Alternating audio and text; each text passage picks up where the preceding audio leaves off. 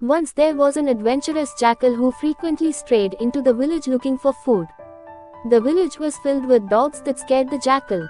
Although he was scared of the dogs, the jackal loved food and traveled to the city again and again. One day, as he was going to enter a house, he heard barking. He was shocked to find a gang of dogs running towards the house. They looked violent and caused the jackal to panic. He ran and tumbled into a tub of blue dye. The dogs couldn't see him and they ran another way. Now the jackal was completely blue from head to toe. He appeared very different from any other animal. The jackal was pleased as no one would be able to recognize him and he could easily fool anyone in the jungle. Just like he had thought, everyone in the jungle was surprised to see such an unusual animal.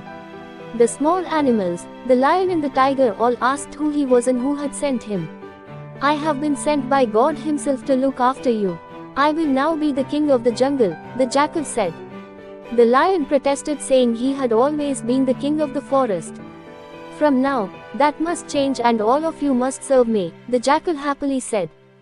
Some animals like the tiger protested and asked what would happen if they didn't obey him. He replied saying God would destroy the entire jungle if they didn't. Scared for their lives and their jungle, the animals asked the blue jackal what he would like them to do. "Bring me lots of food," said the blue jackal promptly. The animals quickly scurried and returned with lots of food for the jackal.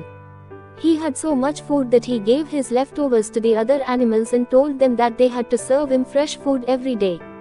He even threw out the pack of jackals from the forest because he knew that they could identify him someday.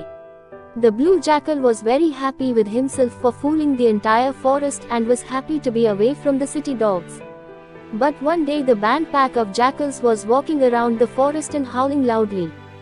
The blue jackal began howling out of habit too. Because of this mistake, the other animals quickly identified him as a jackal and destroyed him. Moral of the story: be true to yourself and don't pretend to be someone you are not.